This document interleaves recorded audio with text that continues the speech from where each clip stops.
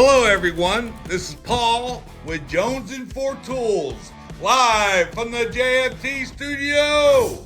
Today, we are doing this week's tool haul. Alright, so I'm going to review some of the things that we picked up this week. And one of them is the Sunx 12-point mid socket set, and I just did a separate video on this, so I'm not going to go into detail about this. But I got the mid sockets because I had deep, I had shallow, I had nano sockets, and I had low profile, but I had no mid sockets, and I also didn't have no deep well 12-point. So by buying these, I was able to take care of two needs. One, mid-sized socket to go in between the shallow and deep, and to cover 12-point if I ever run across that. Okay. Before this, all I had as far as 12-point are these low-profile OEM ones. Okay. So anyway, so if you want to learn more about this, watch the video on this that I just did. All right, let me get this out of the way. Another thing we bought this week, where it is? Oh yeah, we bought these OEM O-ring and Stihl removal tools. Okay, I bought these because they were on sale on Amazon, 14, 15 bucks, something like that. But I bought them because they stood out. I've seen a lot of people have these. I never used them before. I always just use picks like these. So I said, what the heck? Let me spend the 14, 15 bucks and try these out. I have yet to try them out. Okay. If you like them, if they work for you, let me know. Okay. So that was another thing we bought this week. All right.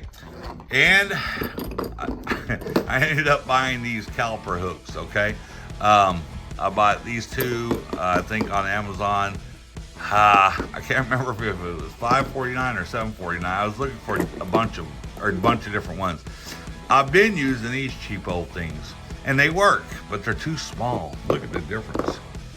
Okay, these ones are 7 inches, and these are, I don't know, 3.5, 4.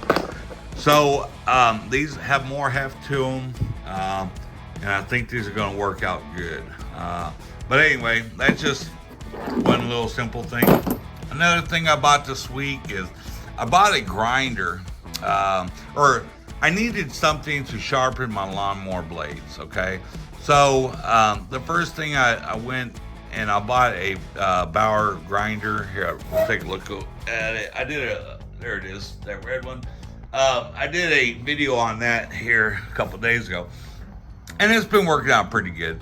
But I also bought this doohickey, this little kit. It comes with 3 of these because when you use them, they grind down, and you know they don't last too long. But this set was 10 bucks. It comes with 3 of these. All right, and it didn't come with this one, but it came with one just like it, but it's plastic.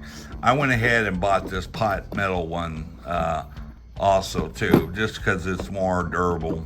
And I don't know. I said, what the heck? Let me try it out.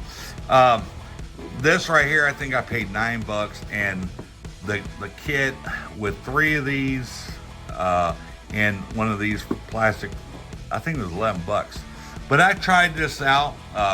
You know, you just pop this into a drill, turn it on, and you just go back and forth on the blade with this as it's spinning.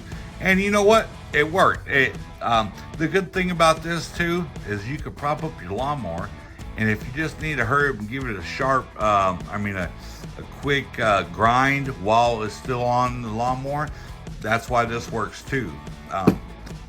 The best way, of course, is to take it off, use the bench grinder, and then put the blade on this thing to make sure that it's level. Because as you're going along, if you sharpen it too much on one side, the blade will be warped and go back and forth, and it'll ruin your bearings. All right, but anyway, just a quick look at that.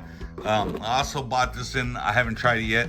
This is to keep your grinding wheel nice and the right circumference.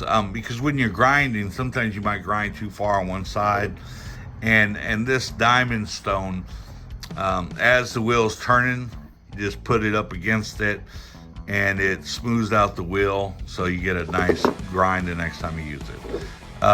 We'll go into more detail about this another day when I actually show you how to do it. And you guys know how to do it, most people. All right, so then I also picked these up. And I'm going to do a video on this, using these on a project. Our dog, how do I say this? I have a, what year is it? A 2003 GMC Yukon. And I tow a trailer a lot. Well, the dog ate the wires going to the trailer wiring harness, right? I mean, he chewed them up good. And anyway, so I have to cut the wires, I have to put them back together. And I thought, I've been seeing videos about people using these. These are the kind that you don't have to crimp or solder or anything. It has it all in one. So we're going to try these out. Bought these on Amazon, #1 bestseller on Amazon. I can't remember how much I paid for them. But it wasn't much. It was like $7 or $9. But we'll see how they work. All right, what else? The last thing we bought this week. We bought these connectors, Junction connectors. And this is where, so let's say you have a solid wire here, right? And it's going to your fan, okay? And let's say you have this let's see, what can we use? Let's say you want to add an extra set of lights on the car, okay? But you need a power source, okay? And the way these T connectors work is that you clamp on, or you put one of these on here, and then the new power wire, you connect one end on this one, and then you join the two together. It's just a quick way of connecting two wires to get you power. So we'll review this some other time and show you an actual example. But this was just a quick look of some of the tools that I bought this week. I don't know what else to say. But anyway, listen, if you like this type of content, do me a favor, subscribe to the channel, like the video, and tell me what you think of this tool haul this week. Do you think I wasted money, or do you think it was a good investment?